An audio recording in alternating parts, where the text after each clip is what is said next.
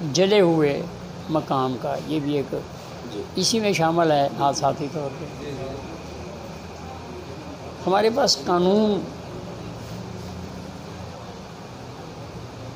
وہ سب کو آنا چاہیے جی۔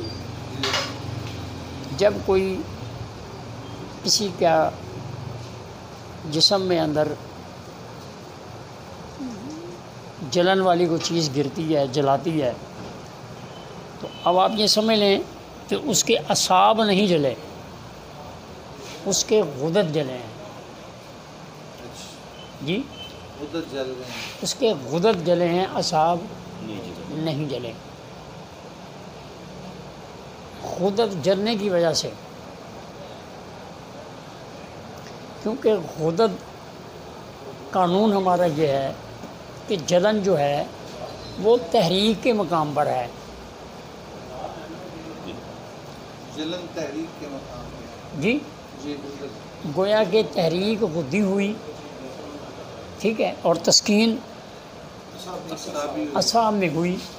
اب جو چھالہ بنا ہے وہ اعصاب کی تسکین کے سبب ہے صاحب کی تسکین ہوئی تو سبھی علاج کرنا پڑے گا جی۔ بالکل، سمجھ آ گئی جی میری بات؟ وہ پانی کا چھالہ جو ہے وہ غدد کو تحریک توڑنے کے لیے اللہ کریم نے وہاں وہ پانی بھیج دیا ہے۔ آپ اس کی معاونت کریں جی۔ معاونت کیا کریں گے؟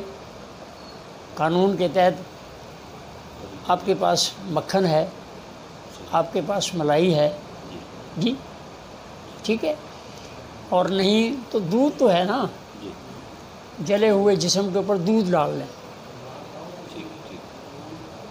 ہیں؟ قانون ہے چاہے وہ کسی چیز سے بھی جل جائے، ہاں،